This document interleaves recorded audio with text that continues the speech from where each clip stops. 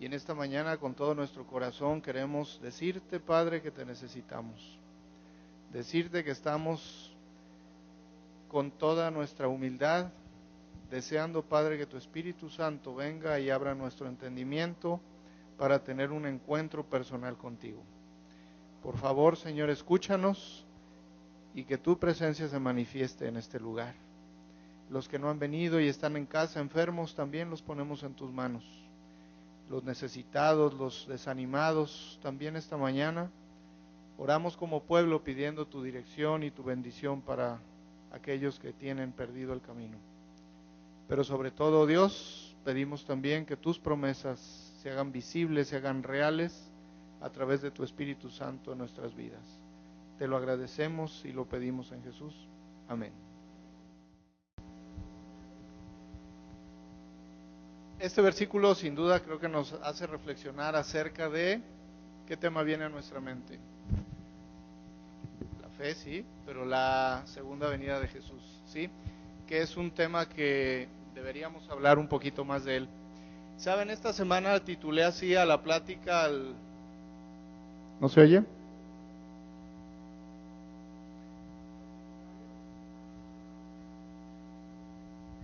Bueno, titulé a la plática una historia formidable de liberación y esperanza.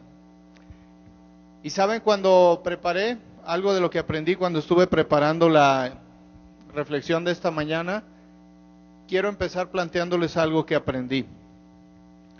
¿Quién es la persona más importante hoy? Y sí, lo sentimos así. Necesitamos enfocarnos en eso. Hemos dado la bienvenida esta mañana a cada uno de nosotros. Quisiera que también diéramos la bienvenida a Jesús y a nuestro Dios esta mañana en este lugar. No somos nosotros los que tenemos que ser alabados, considerados, tomados en cuenta. Tiene que ser quien esté en el centro de este lugar, tiene que ser Dios. Les voy a pedir 30 segunditos para que hagamos cada quien una oración y le digamos a Dios: Señor, quiero que seas tú quien dirija y conduzca mi actitud esta mañana en este lugar. Vamos a hacerlo.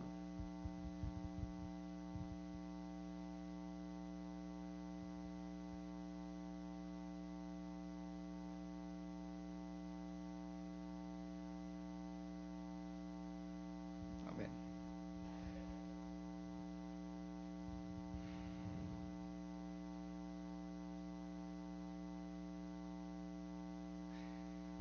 Bien, si tenemos como humanos de repente una situación que aclarar, es la perspectiva con la que nosotros vemos las cosas. De repente nuestra perspectiva es limitada, es diferente a la que Dios nos permite ver en su palabra. Hoy vamos a darnos cuenta de eso con esta historia. La historia está en el libro de Segunda de Reyes, capítulo 18 y 19. No sé si algunos de ustedes la han leído. Y les voy a compartir algo que una mañana que la leí me impactó sinceramente. La historia está ahí, al alcance de todos, la he tenido mucho tiempo en mi Biblia, pero por mucho tiempo la había pasado por alto. Y vamos a centrar nuestra reflexión en esa historia. Los objetivos será aprender de la historia de Judá en un momento muy apremiante de la historia de Judá. El segundo, descubrir los motivos de Dios para pelear las batallas de su pueblo, los motivos por los que Dios pelea esas batallas, apreciar en perspectiva los eventos divinos y confiar en los tiempos, el dominio y la soberanía de Dios. Acabamos de leer, repasamos la lectura: no perdáis pues vuestra confianza, que tiene grande galardón, porque os es necesaria la paciencia, dice ahí, para que habiendo hecho la voluntad de Dios, obtengáis la promesa. Porque aún un poquito, y el que ha de venir, vendrá y no tardará. En esta historia hay dos protagonistas principales. Uno de ellos es Ezequías, el rey de Israel, de Judá, perdón, y ahorita vamos a ver el otro. Ezequías fue hijo de Acaz, si algunos de ustedes se acuerdan. Es una historia, se trae detalles muy interesantes la historia, quisiera que no perdieran detalle.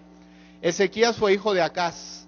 Si ustedes se acuerdan de Acaz, Acaz fue un villano, Acaz fue uno de los peores reyes de Judá, ¿sí? Bueno, pues Ezequías fue hijo de Acaz. Reinó aproximadamente del año 727 al 686 antes de Cristo. Hay algunas dudas con respecto a si fue 727, 715, lo citan algunos, pero yo puse 727 porque creo que cuadra mejor con los eventos que vamos a leer. Y las cualidades que da Dios ahí, lo que Dios dice acerca de Ezequías, si van ustedes a Segunda de Reyes, capítulo 18, por favor. Hay tres características que definen a Ezequías de una manera muy especial. La primera de ellas dice que Ezequías en Jehová puso su esperanza. Ezequías tenía su esperanza puesta en Dios. La segunda dice que siguió a Dios, a Jehová, y no se apartó de él. Y saben que hizo cosas muy interesantes Ezequías, lo pueden leer ahí en Segunda de Reyes. Uno de los detalles con los que Ezequías peleó más fue con la idolatría. Y una de las cosas que Ezequías hizo cuando llegó al trono fue quitar todos los altares y quitar todo lo que tenía que ver con la diosa Acera, principalmente, que era la que adoraban. Todo lo removió. Ezequías dijo, aquí hay que dar la adoración a Dios, y quitó toda la idolatría. Hay un versículo ahí que llama la atención en esa parte, que yo nunca lo había leído. No sé si ustedes sí, pero yo no. Y dice que Ezequías, entre las cosas que destruyó la serpiente de bronce que había hecho ¿quién? O sea que Moisés, desde quizá 1000 años atrás, esa serpiente la había hecho Moisés con un propósito, y hasta los días de Ezequías la serpiente de bronce existía. ¿Y saben por qué la destruyó Ezequías? Porque era un motivo de adoración para el pueblo. Habían hecho una adoración de la serpiente. Ahora yo quizá respondo esa inquietud y digo, bueno, ¿qué pasaría si hoy supiéramos del arca de la alianza, por ejemplo, del arca del pacto? ¿Por qué el arca del pacto hoy no la podemos ver? No sabemos dónde está, si existe o no. Seguramente Dios, previniendo estos detalles, la ha ocultado como muchas otras cosas más, porque podríamos perdernos y podrían llegar a distraernos de nuestra adoración. Ezequías tuvo que destruir esa serpiente de bronce porque llegó a ser motivo de adoración para el pueblo. Y lo más interesante, hay pocas personas de la Biblia donde Dios hace esta descripción. Dice que Jehová estaba con él. ¿Se acuerdan de alguien más que dijo esto? Dios, José, la historia de José dice que Jehová estaba con José. Y lo que siempre va ligado, al menos en estos dos casos, a la frase Jehová estaba con, es prosperidad. ¿Sí? Ustedes se acuerdan ahí en Génesis capítulo 39, cuando habla de la historia de José, dice, y Jehová estaba con José, y todo lo que José hacía, que le salía bien. José era prosperado. Es un mensaje muy interesante, muy fuerte para nosotros hoy. Si quieres que te vaya bien en la vida, Jehová tiene que estar contigo. Y lo primero que tienes que hacer para que Dios esté contigo, tienes que destruir la idolatría de tu vida. ¿Qué es la idolatría? Todo lo que distrae tu atención y tu fuente principal de energía de lo que es Dios. Jehová estaba con Ezequías y dice, y lo prosperaba. Y Ezequías era un rey próspero. Así describe la Biblia a Ezequías. Vamos a ver ahora Sennacherib, que es el otro personaje. Sennacherib llegó a ser rey de los asirios, y Sennacherib subió al trono en el año 705 antes de Cristo, unos años después de que Ezequías había llegado al trono. ¿En qué año subió al trono Ezequías? Dijimos 700. Traigo aquí regalitos para el que sepa las fechas que vamos a decir. El año 727 antes de Cristo, Ezequías subió al trono. Le debo un regalito, maestra. Pero las maestras no valen. Están de moda los maestros, de veras. Bueno, dice que Ezequías ascendió al trono, pero otros maestros, maestra, otros diferentes. Ezequías subió al trono en el año 727 y unos años después, en el 705, ascendió al trono Sennacherib. Reinó hasta el 681 antes de Cristo, y es muy importante tener esto en mente. Después les voy a decir por qué. Y describe ahí que Asiria fue uno de los imperios más despóticos y odiados de la antigüedad. Era toda una joyita Sennacherib. Esto nos va a poner también un poco en perspectiva de la historia que vamos a repasar ahorita. los tres principales enemigos, aquí lo decía, los principales enemigos de Sennacherib en aquel tiempo era Egipto, Urartu y Elam. Yo creo que no habíamos oído más que de Egipto, quizá, ¿verdad? Pero bueno, en la parte de aquí arriba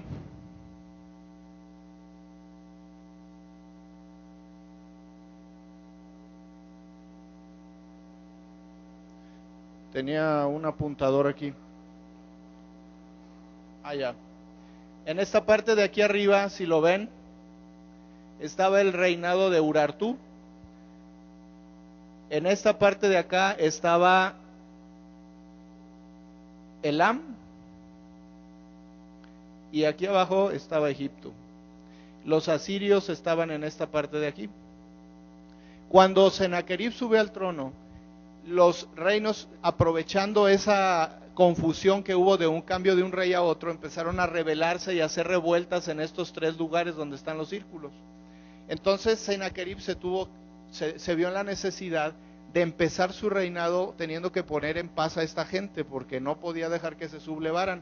Así que Sennacherib empezó una campaña donde siguió más o menos la flecha que está aquí, que no se ve, esta, y tuvo que combatir hacia acá, y finalmente organizó una campaña que lo llevó hacia Egipto. En el paso dice la historia, fíjense cosas muy interesantes, porque traté de cuadrar la historia bíblica con la historia, pues la historia, ¿verdad? Universal, gracias. Y dice que cuando Sennacherib se fue hacia Egipto, Sennacherib empezó arrasando todas las ciudades de la costa del Mediterráneo, hasta que llegó a un punto que es este amarillo que les puse aquí, este lugar amarillo que está acá, aquí, donde se detuvo en un lugar que se llama Laquis. La historia habla de Laquis también.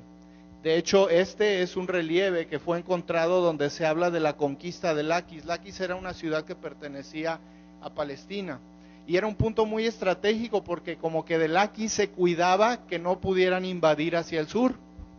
Entonces Laquis fue invadida en tiempo de los asirios, que fue esta ocasión que estamos hablando, por ahí del año 701 estamos hablando, y después también fue invadida cuando el imperio babilónico conquistó 100 años más tarde a los judíos. Y aquí les puse un detalle interesante, no alcanzan a verlo yo creo, pero aquí se ven los judíos cómo están siendo llevados por los asirios, están siendo llevados prisioneros.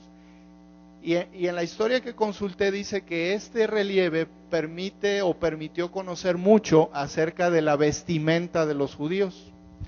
¿Cómo era la vestimenta de los judíos? La pudieron sacar de este relieve precisamente ahí, como se ve que los judíos van llevados prisioneros. Sennacherib entonces se entretiene un rato en ese ir hacia el sur, hacia Egipto. Sennacherib se detiene en Laquis y empieza a pelear ahí en Laquis, y estando ahí Sennacherib dice: voy a enviar un mensaje al rey de Jerusalén, que en ese tiempo era Ezequías. Entonces manda mensajeros, no vamos a leer todo el relato para irnos más ágil, pero manda mensajeros a un tal Rabsacés, que lo que es como un título de uno de sus principales oficiales, y manda Sennacherib a Rabsacés a darle un mensaje a Ezequías. ¿Cuál era el mensaje? Que tenía que entregarse.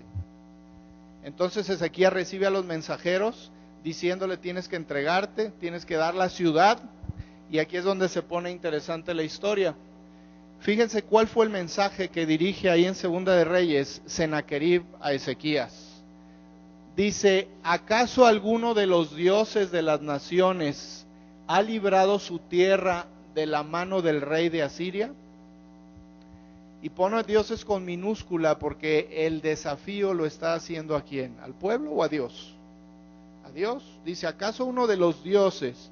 Y lo que hace Sennacherib es comparar al Dios de Judá con los dioses de los otros pueblos que habían sido ya derrotados por los asirios. Entonces Sennacherib le dice a Ezequías: si los otros dioses no han podido librar a los pueblos de mi mano, ¿en qué Dios confías? Que es el versículo de abajo. Dice: ¿qué Dios de todos los dioses de estas tierras ha librado su tierra de mi mano? para que Jehová libre de mi mano a Jerusalén. Le dice: ¿en qué Dios confías, Ezequías, si estás viendo todo lo que he hecho?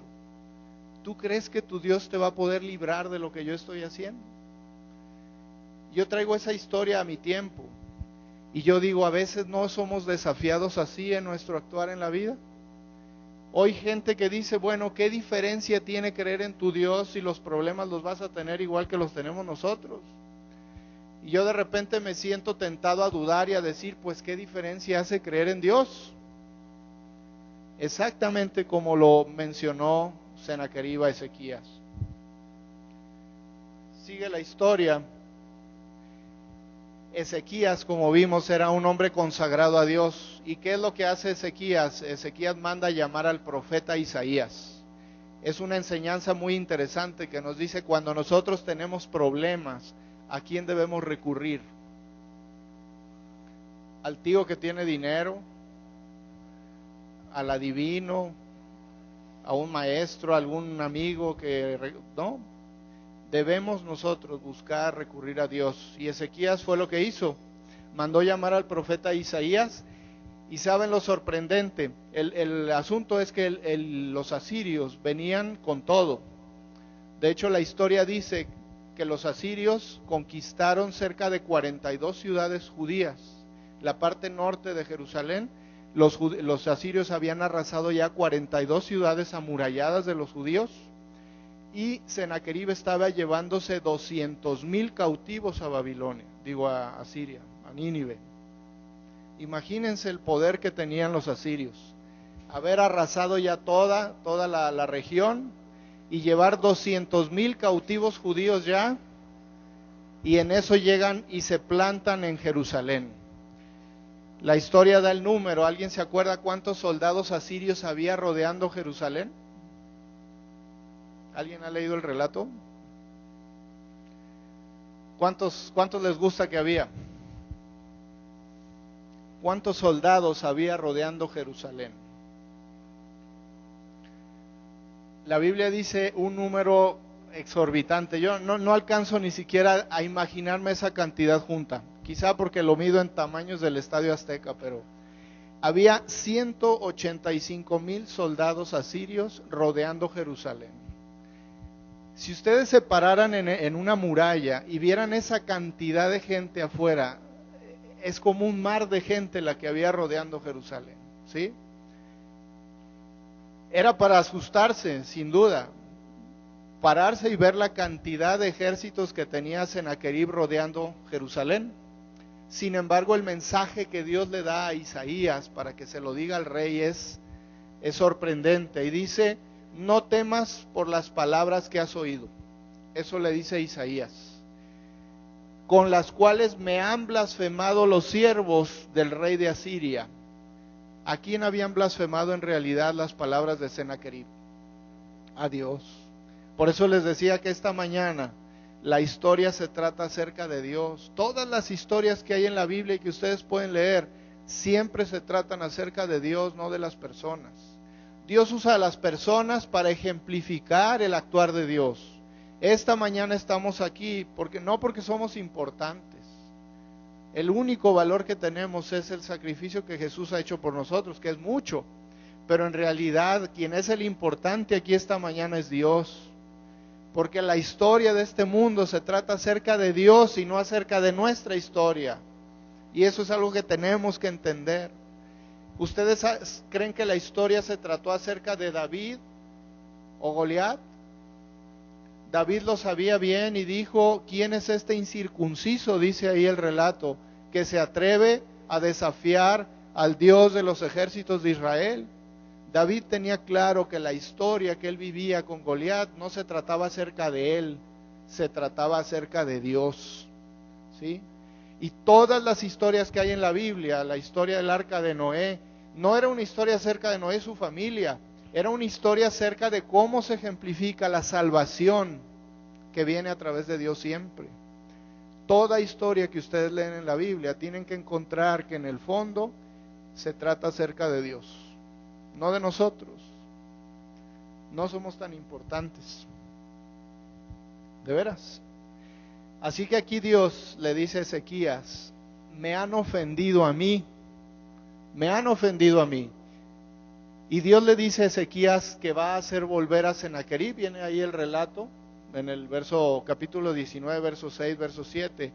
Dios le dice un mensaje claro, Isaías a Ezequías, y le dice, yo voy a hacer regresar a Sennacherib, a Asiria, y regresando a Asiria lo voy a matar allá. ¿Cómo ustedes se sentirían cuando ven la cantidad de ejércitos, cuando ven todo lo que hay afuera de las murallas y el mensaje de Dios es totalmente diferente? De repente es no creíble, pero así actúa Dios. Así actúa Dios. ¿Qué pasa cuando tú tienes un problema en la escuela y de repente tienes un examen en sábado y todo mundo está con la idea de que hay que ir a hacer ese examen en sábado y por mucho tiempo se ha hecho y la voluntad de Dios te dice, cree en mí, yo puedo resolver los problemas? Estas historias nos ayudan a entender cómo el poder de Dios va más allá de lo que nosotros podemos imaginarnos. Porque lo que está en juego en este mundo no es nuestro nombre, sino el de ¿quién? El de Dios. Cuando los enviados de Sennacherib se dan cuenta que Ezequías no reacciona al mensaje, regresan a Laquis, ¿se acuerdan de la ciudad de Laquis donde estaba peleando Sennacherib? Regresan y le dicen a Sennacherib, ¿sabes qué? Pues no reaccionan los judíos, ya le dijimos a Ezequías, pero no vemos claro una rendición de parte de Ezequías. Entonces ahora Sennacherib vuelve a mandar un mensaje. ¿Saben cómo lo mandaba los mensajes Sennacherib a Ezequías? Ahí lo dice el relato. Escribía cartas, tenía el tiempo el rey de estar con una espada acá peleando y con la pluma escribía una carta dirigida al rey Ezequías. Yo no sé en qué idioma las escribía, que también Ezequías las podía leer y entender. No sé qué idioma se hablara. Hoy seguramente se escribirían en qué idioma de un país a otro, probablemente en inglés, ¿verdad? Que es el idioma más difundido a nivel negocios principalmente. Pero Sennacherib escribe una carta y le dice a Ezequías, no te engañe tu Dios en quien confías, para decir Jerusalén no será entregada en mano del rey de Asiria. He aquí tú has oído lo que han hecho los reyes de Asiria a todas estas tierras destruyéndolas. ¿Acaso escaparás tú? Traten de dramatizar y de imaginar, se vale echar la mente a volar con las escenas bíblicas y piensen qué pensó Ezequías cuando vuelve a recibir esa carta en sus manos y ve los ejércitos ahí y sabe y conoce de que Sennacherib acaba de arrasar 42 ciudades judías, acaba de arrasar a todos los pueblos que hay en el mundo conocido de aquel tiempo. ¿Qué pensarían ustedes? La fe es probada y la fe hay que edificarla cuando hay tiempo de paz. Dice la Biblia, si corriste con los de a pie y te cansaste, ¿qué pasará? Dice, cuando vengan los de a caballo. Cuando hay tiempo de paz, como ahora, al menos en este país tenemos paz, es cuando nuestra fe debe de estar siendo edificada, fortalecida. La fe de Ezequías no fue fortalecida en esa batalla. La fe de Ezequías venía de atrás. Por eso me enfoqué mucho en que conociéramos bien quién era Ezequías, porque Ezequías tenía una relación viva, una relación personal, activa con Dios. Ezequías recibe nuevamente ese mensaje y la reacción de Ezequías, ves aquí pensar un poquito en lo que estamos haciendo. Esta frase me gusta mucho, vamos a leerlo, si alguien me ayuda a leer 19:14, Segunda de Reyes 19:14, para que lo vean en su Biblia. Segunda de Reyes 19:14, 29.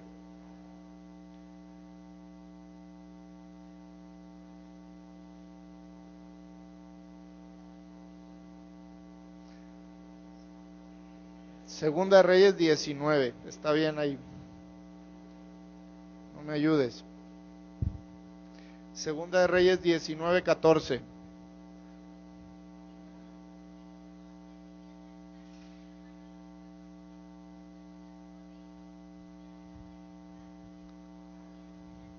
¿Saben? Gracias, ¿vieron lo que hace Ezequías? Dice, tomó Ezequías las cartas de los mensajeros, ¿sí? Las cartas que había escrito ¿quién? Sennacherib, que yo creo que ahí en la Biblia le quitaron las malas palabras, porque seguramente traía palabras fuertes además. ¿Y qué hizo Ezequías con las cartas? Dice que fue al templo, y también llama la atención que siempre que se refiere al templo dice subió al templo, subió a Jerusalén, subió al templo. Y en el tiempo de Abraham la Biblia dice descendió ¿a dónde? Abraham descendió a Egipto.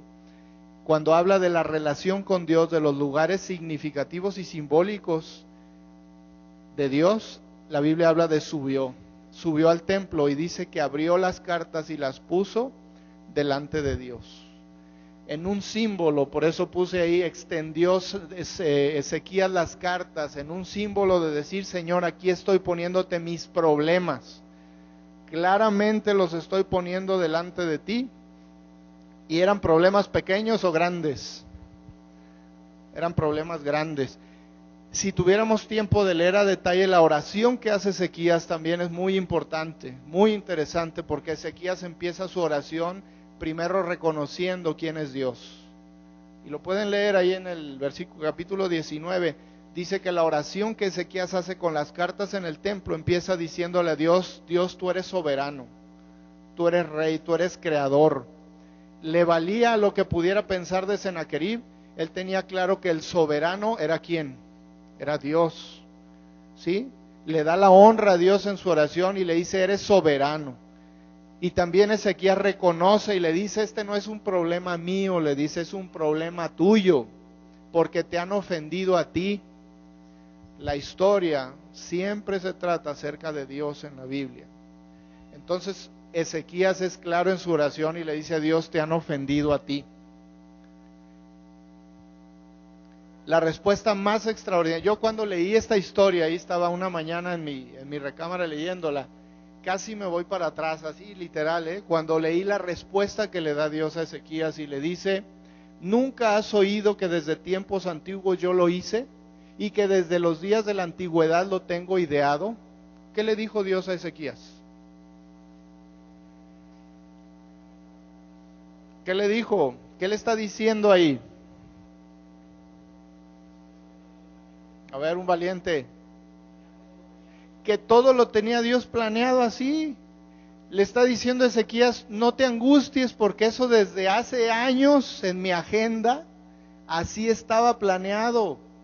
Yo tengo el control de los eventos a tal grado que desde la antigüedad yo sé lo que te iba a pasar hoy. Es más, yo lo controlo, ¿sí? Todo lo tengo ideado, dice ahí. Yo cuando entendí ese mensaje, dije, no solamente Dios va a lanzar su poder y va a arrasar con todo, porque seguro que lo podía hacer, sino que es más allá que eso. Dios tenía planeadas las cosas. Nada le sale de control a Dios. A ti se te puede salir algo de control en tu vida. Puedes enfrentar problemas que no tenías visualizados, pero cuando vas a Dios, Dios te dice, yo ya lo tengo revisado y planeado y tengo la solución lista.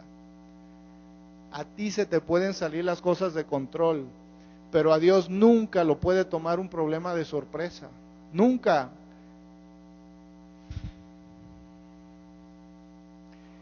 Y no solo ahí se queda la respuesta, sino fíjense lo que le manda decir Dios a través de Isaías. Le dice a Ezequías que le va a decir a Sennacherib, le dice a Sennacherib, he conocido tu situación, tu salida y tu entrada y tu furor contra mí. O sea que Dios sabía con todo detalle todos los movimientos de Sennacherib. Ahí está, se lo está diciendo. Y le dice, por cuanto te has airado contra mí, por cuanto tu arrogancia ha subido a mis oídos, yo pondré mi garfio en tu nariz. Imagínense la escena. Mi garfio en tu nariz y mi freno en tus labios, y te haré venir por el camino por donde viniste. ¿Cómo iba a tratar Dios a Sennacherib? Cuando alguien pone un garfio en la nariz y un freno en la boca, ¿cómo a qué se parece eso? ¿A quién trata uno así? ¿No son del campo ustedes o qué? Así se trata a los bueyes, ¿sí? Así los tratan, a los caballos, a las mulas. Les ponen una jaladera en la cara y unos frenos para que no se autocontrolen y los controle alguien. Eso iba a hacer Dios con Sennacherib. Y eso le está diciendo Dios a Ezequías. Y no te preocupes de Sennacherib, porque ahí va el recadito para Sennacherib, ¿sí?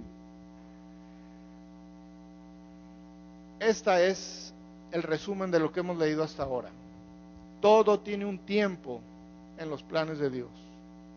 Y no lo dejes allá, tráelo a tu vida hoy. Todo tiene un tiempo en los planes de Dios. Analiza tu vida, tus estudios, todo lo que estás viviendo. Todo lo que estoy viviendo, porque es un mensaje para mí también, fuerte. Todo tiene un tiempo en los planes de Dios y todo está bajo el control de Dios. Eso dice la historia. Por eso les decía que las historias de la Biblia no se tratan acerca de los hombres, se tratan acerca de Dios, sus propósitos, sus designios y el control que tiene Dios de cada uno de los eventos y situaciones. Ya, casi se acaba el tiempo, ¿qué? Ese es el mensaje más importante de esta historia. El fin de los soberbios, ¿sí?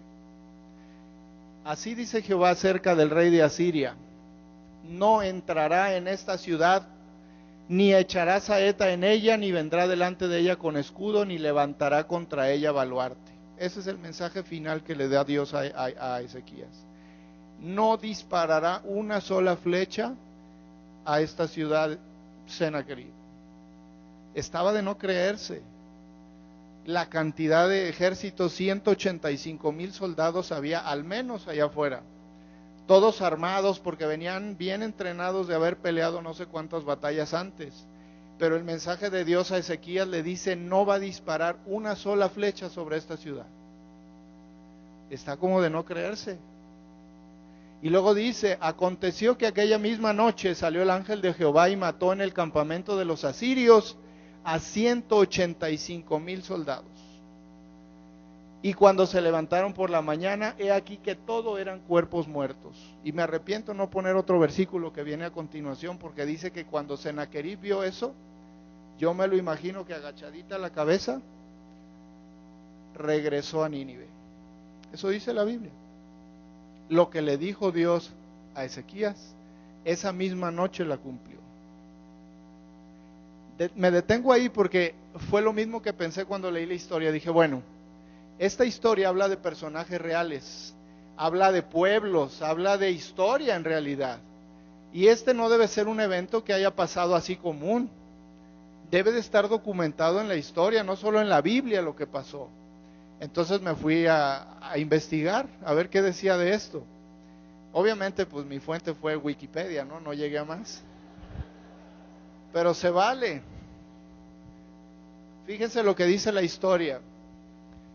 El historiador judío del siglo I, Flavio Josefo, citaba al babilonio Beroso, que fue otro historiador. Flavio Josefo vivió por ahí en tiempos de Jesucristo, y Flavio Beroso vivió como 500 años, 400 años antes. Y eso es lo que dice Beroso. Dice: Sennacherib de la expedición de Egipto regresó a Jerusalén, donde encontró a las tropas comandadas por Rabsacés en gran peligro por la peste. No menciona una matanza, pero dice por la peste, ¿sí? Dice: Dios les envió una enfermedad que en la primera noche en que sitiaron a la ciudad mató a 180,000 soldados con sus capitanes y centuriones. Y yo me quedé y dije, no solo la Biblia lo dice, y viene más. Esta cosa que ven ahí se llama el prisma de Sennacherib. Se llama prisma por la forma, ¿no? Es como una piedra así hexagonal. Y ahí tiene relatada la historia de los asirios, obviamente escrita por Sennacherib. Obviamente el que escribe la historia pues tiene el privilegio de ¿qué? De ponerle ahí de que él es el bueno y hacer algunas cosas, ¿no? Entonces no se espera mucho de que el mismo Sennacherib diga que se fue como buey de regreso a a Asiria, ¿verdad? Pero fíjense lo que dice el prisma de Sennacherib. De hecho, aquí está escrito el prisma de Sennacherib, en esta parte, aquí. Dice, las inscripciones de Sennacherib no mencionan nada respecto a este desastre, es obvio. Pero en vista del tono jactancioso que domina habitualmente las inscripciones de los soberanos, difícilmente cabría esperar que Sennacherib registrara tal derrota. No obstante, esto lo dice textual el Wikipedia, Dice, no obstante, llama la atención la versión asiria del asunto inscrita en el llamado prisma de Sennacherib, conservado en el Instituto Oriental de la Universidad de Chicago. Ahí está esa piedra que se llama el prisma de Sennacherib. Y dice, en cuanto a Ezequías el judío no se sometió a mi yugo. ¿Ven que coinciden las cosas? Ahí Sennacherib dice, no se sometió a mi yugo. Puse sitio a 46 de sus ciudades fuertes, baluartes e innumerables aldehuelas de sus inmediaciones, y las conquisté mediante terraplenes bien construidos, que de hecho hay fotos donde habla de Laquis. Así conquistó Laquis. Hizo una rampa de tierra y piedra que llegó hasta la muralla, y a través de esa rampa él entró a Laquis. Y hay fotos de la historia porque se conserva todavía esa parte de la muralla de Laquis con esa rampa de piedra. Ahí está la historia. Y dice, y arietes acercados a los muros, combinados con el ataque de infantes y usando minas, brechas y trabajo de cepa. Saqué de ellas 200,000, 150 personas, jóvenes y ancianos, varones y hembras, caballos, mulas, asnos, camellos, ganado mayor y menor sin cuento. Y las consideré botín. A él mismo Ezequías le hice prisionero en Jerusalén, su residencia real, como a un pájaro en una jaula. Se nota, ¿no? Yo llegué, yo hice lo que quise, ¿no? Pero al final, lo interesante es que dice, no se sometió a mi yugo. El mismo prisma de Sennacherib, donde Sennacherib narra la historia, dice que Sennacherib nunca pudo conquistar Jerusalén. ¿Cuadra o no cuadra la historia? Algunos comentaristas intentan explicar el desastre, esto también lo dice Wikipedia, dice, intentan explicar el desastre refiriéndose a un relato de Heródoto, que fue otro historiador. Este fue un historiador ¿de dónde? Historia Universal, un historiador griego, en el que cuenta que sobre el campamento asirio cayó durante la noche un tropel de ratones campestres, dice él, que royeron, o sea, que se comieron los depósitos de las flechas, sus arcos y asimismo los brazales de sus escudos, lo que los incapacitó para la invasión de Egipto. No dice peste aquí, pero aquí dice que una plaga de ratones misteriosa los dejó sin flechas. ¿Qué decía la historia bíblica? Que ni siquiera una sola flecha iba a ser disparada sobre Jerusalén, y se cumplió. Dice al final, no obstante, los relatos de Beroso y Heródoto reflejan el hecho, dice, este relato obviamente no coincide con el registro bíblico, ni tampoco armoniza con las inscripciones asirias. No obstante, los relatos de Beroso y Heródoto reflejan el hecho de que las fuerzas de Sennacherib sufrieron una repentina calamidad en esta campaña. ¿Cómo ven? Interesante, ¿no? Cómo la historia, aunque no le da el crédito a Dios, sí reconoce que algo impidió que los asirios conquistaran Jerusalén. ¿Vale la pena creer en Dios? ¿Vale la pena confiar en Él? ¿Vale la pena hacer de Dios una relación tan profunda que nos permita tener una fe inamovible como fue la fe de Ezequías?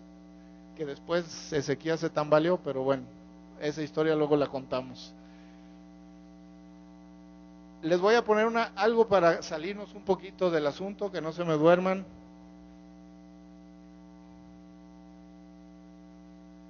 Ay, ¿qué pasó? ¿No se ve?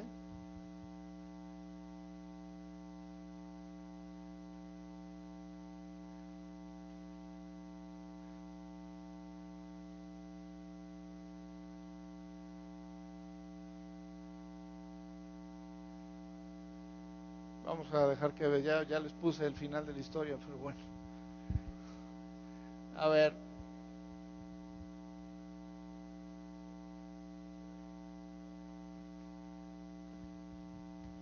Bueno, había una gráfica ahí, que no sé si la vean aquí.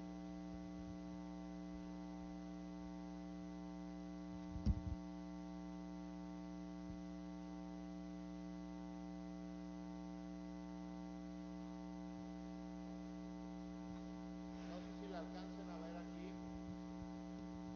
¿Sí? ¿Sí la ven? La idea era preguntarles qué creen que es. Pues ya la vieron. Ya la vieron.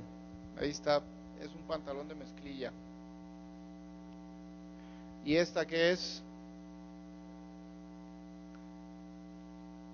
Que también ya la vieron.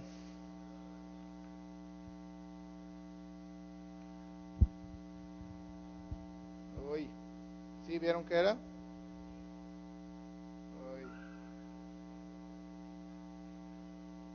Bueno, me falló aquí la coordinación, pero eran unos lápices.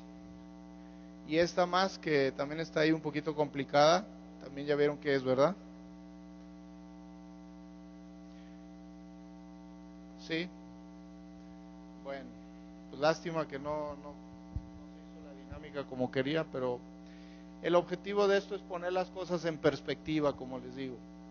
La Biblia no habla acerca de los hombres, ni de hacer que Ezequías fuera famoso, ni de hacer que Ezequías no pasara vergüenzas. La Biblia habla del nombre de Dios y de cómo el nombre de Dios está en juego y cómo Dios entra y hace lo necesario porque su nombre sea honrado. Esto es interesante, miren, ese mapa ya lo habían visto. Yo les pregunto aquí, Judá, no se alcanza a ver, pero en realidad no está ni de este color ni de este.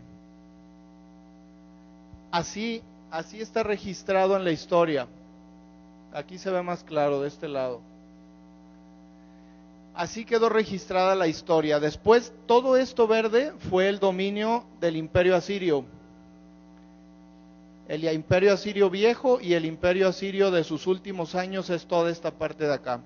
Finalmente Asiria tuvo hegemonía y dominio sobre todo el Medio Oriente, pero quedó Judá de otro color. ¿Por qué?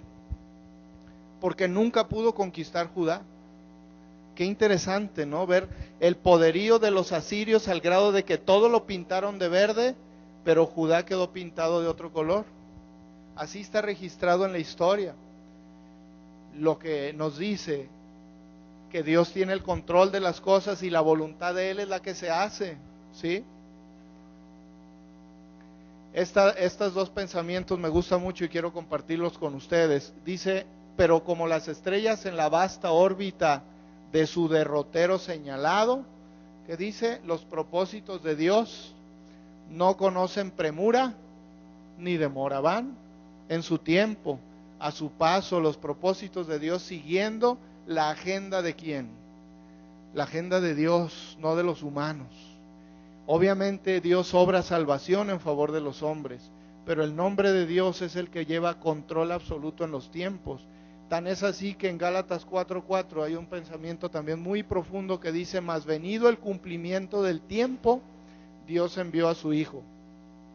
Jesús nació cuando el cronómetro de Dios decía, ahora debe ser. Y Jesús entonces fue enviado a la tierra, exactamente en los tiempos de la agenda de Dios. Esta gráfica pudiera haber sido mejor animarla, ya no alcancé. Pero si se fijan, miren, hay actividades clave aquí. Empezamos con el diluvio. Dios le dijo a Noé, durante 120 años vas a predicar. Y exactamente cuando 120 años se cumplieron, ¿qué pasó? Empezó a llover. Empezó a llover exactamente a los 120 años que había dicho Dios. Dios le dijo a los israelitas, le dijo a Abraham, 400 años vas a estar tu descendencia, ¿en dónde? En Egipto. Y exactamente cuando los 400 años se cumplieron, Dios envió a Moisés, el libertador. 400 años dijo Dios, y 400 años fueron. Babilonia, Dios le dijo a Jeremías, 70 años será llevado cautivo mi pueblo a Babilonia. Y cuando se cumplieron los 70 años, ¿qué pasó? Dios acomodó la historia. Tan es así que está escrito el nombre del que iba a libertar a los judíos, iba a dar la autorización para que fueran liberados y regresaran a Jerusalén. ¿Quién fue ese personaje? Ciro. Ciro mi ungido, dice la escritura, ¿no? Y fue escrito decenas o varias decenas de años antes de que esto sucediera. Estaba escrita la primera venida de Jesús. Gálatas 4:4 lo dice, y exactamente cuando el tiempo se cumplió vino Jesús.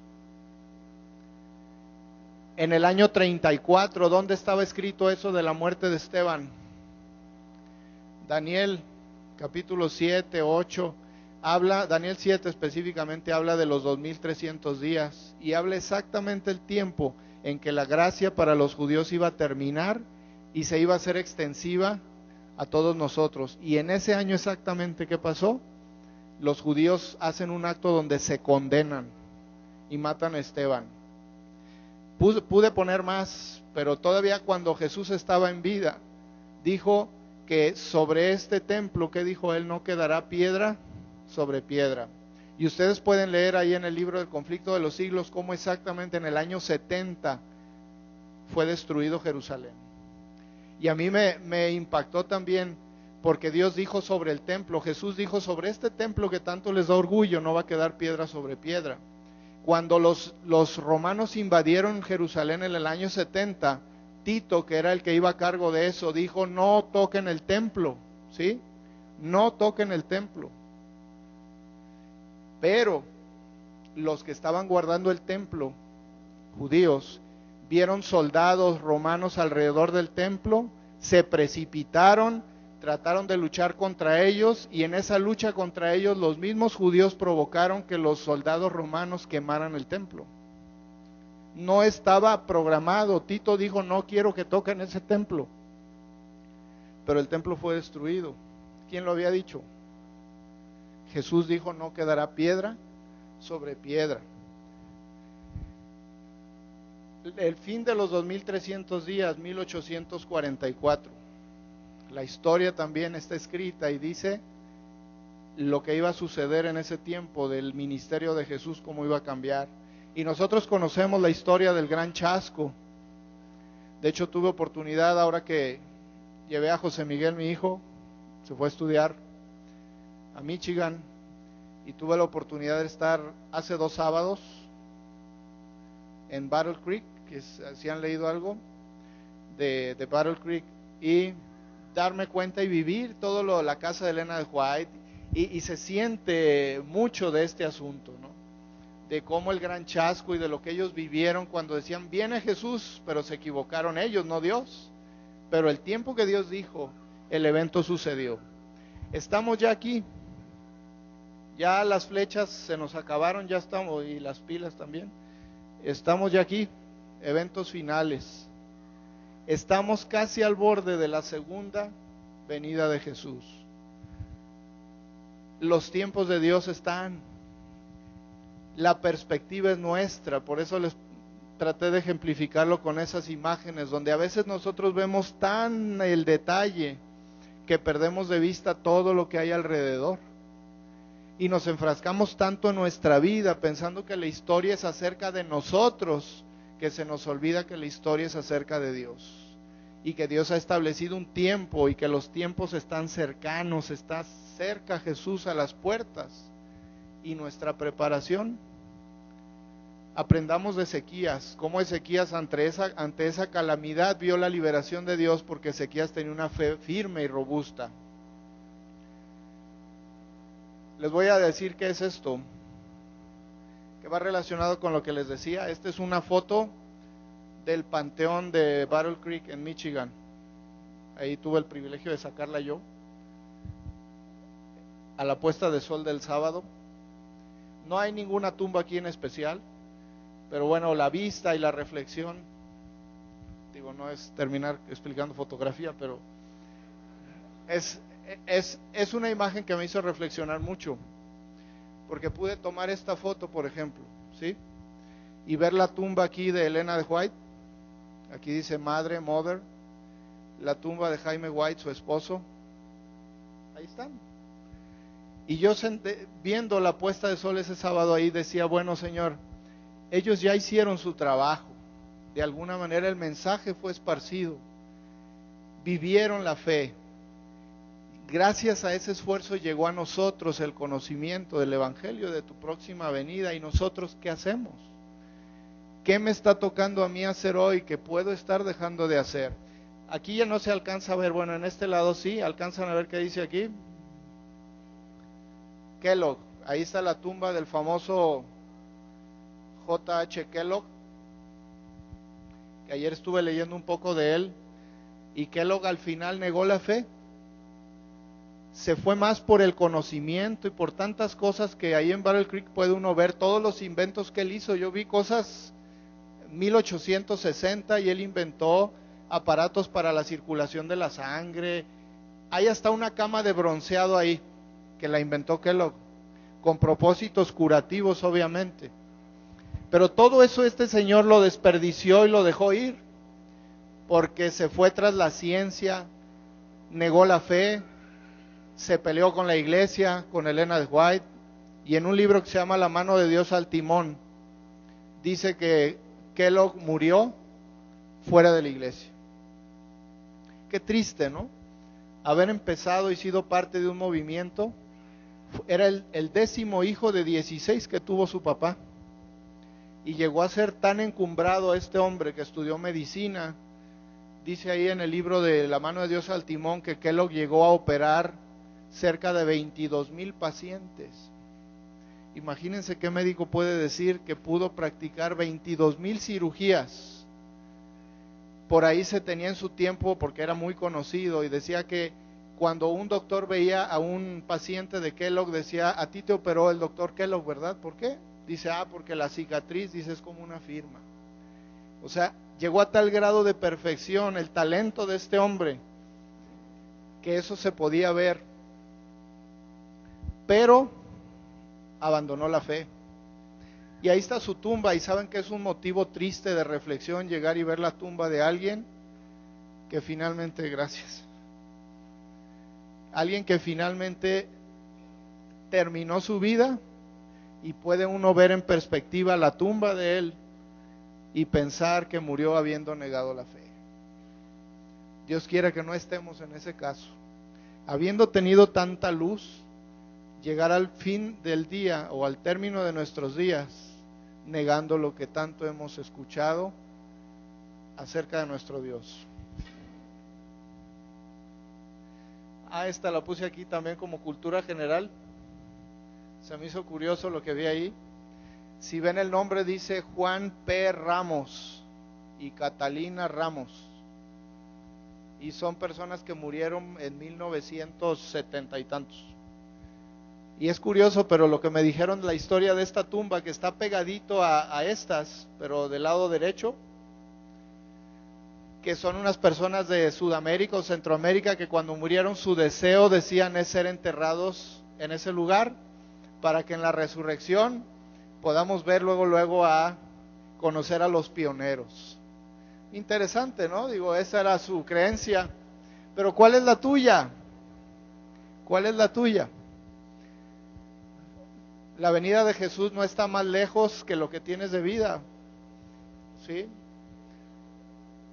Quizá para mí Jesús venga en 30 años más o menos, porque cuando muera yo, lo próximo que escuche va a ser la trompeta de Jesús viniendo en las nubes, ¿sí?